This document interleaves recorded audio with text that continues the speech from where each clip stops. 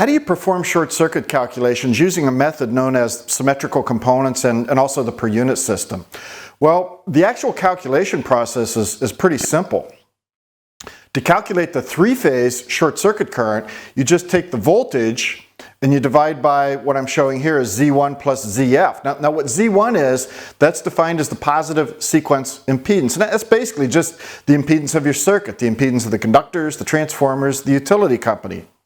ZF is defined as the impedance for the fault. So if you have something that's actually causing the fault, like a tree or something like that, you can introduce Z with the subscript F. However, most people just assume Z sub F is 0. They assume that it's a voltage short circuit and there's no additional impedance involved. The line to ground short circuit calculation is done by taking 3 times the voltage divided by several different impedances. Z1, the positive sequence impedance, plus Z2, which is the negative sequence impedance, plus Z0, the zero sequence impedance, plus 3 times the fault impedance. So again, if you have a tree or something that's in the way. Now, what does Z1, Z2, and Z0 actually mean? These values are based on a theory known as symmetrical components. And Z1, as I mentioned, that's just the impedance of your circuit elements, the conductors, transformers, the utility system. Z2, the good news, is Z2 in almost every case is the same as Z1. So if you know the impedance of your conductors, your transformers, and so forth, you have both Z1 and Z2. Z0, however, zero sequence impedance, that's the impedance that's the result of current flowing on something other than a phase path. So Z0 is going to be based on a return path other than phase conductors, and it's also going to be affected significantly by grounding, such as how transformers are grounded and how generators are grounded. So I want to walk you through a simple problem in performing short circuit calculations when you have the symmetrical component values, positive and zero sequence impedance, and also base values. And I actually talk about the base values in per unit in another video. So you may look at this example and see that I have Z1, I have Z0, but I'm not showing Z2, the negative sequence impedance. So you may be thinking, well, yeah, how do we handle this if Z2 isn't given? Well, as I mentioned, Z2 in almost every case is the same as Z1. And most of the time you won't be given Z2 or the negative sequence impedance. So what you do is you just use Z1 twice. You assume that Z2 and Z1 are both the same value.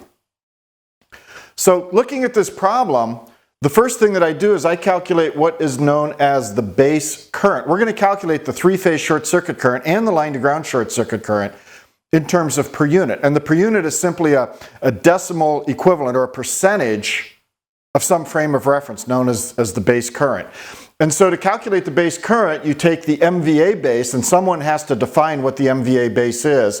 Typically it's 100 MVA, but you'll need to obtain that from your source of data.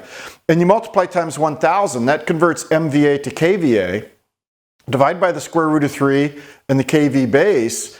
And so for this example, we were given that we have a 100 MVA base, multiply times 1000, that's 100,000 kVA. We divide by the square root of 3, we divide by the voltage that we were provided, 13.8 kV, which was also defined as the base. And our base current is 4,183.7 amps. So that's going to be our frame of reference. So when we actually have our calculated per unit value, we'll take that value and we multiply times 4,183.7. So to calculate the three-phase short circuit current, we take the voltage divided by the positive sequence impedance, Z1, and the voltage that I'm showing is just simply 1. And you might think, where did that come from, the 1? The voltage of 1, that means 1 per unit.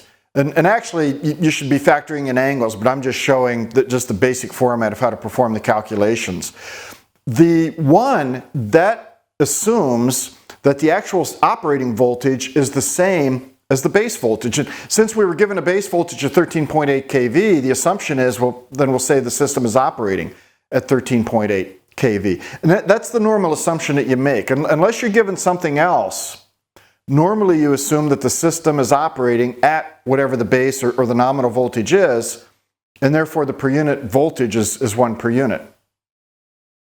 So we take 1 per unit voltage, we divide by the 0.99 per unit positive sequence impedance that we were provided, and that's 1.010 per unit three-phase short circuit current.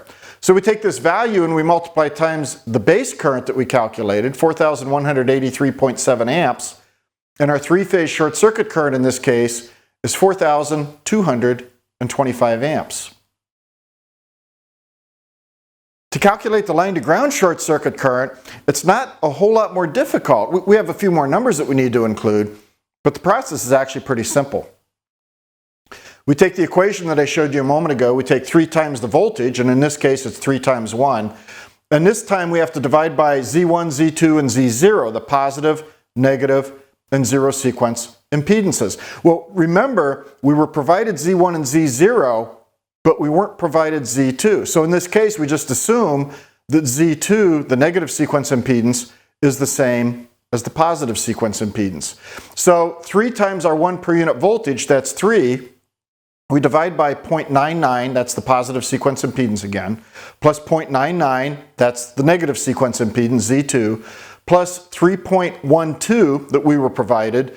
And this gives us a per unit line to ground short circuit current of 0.588 per unit. And if we take the 0.588 per unit times our base current, 4,183.7 amps, our line to ground short circuit current is 2,460 amps. So obviously there's more to the theory of symmetrical components that I'm showing here. But as far as just the calculations are actually quite simple.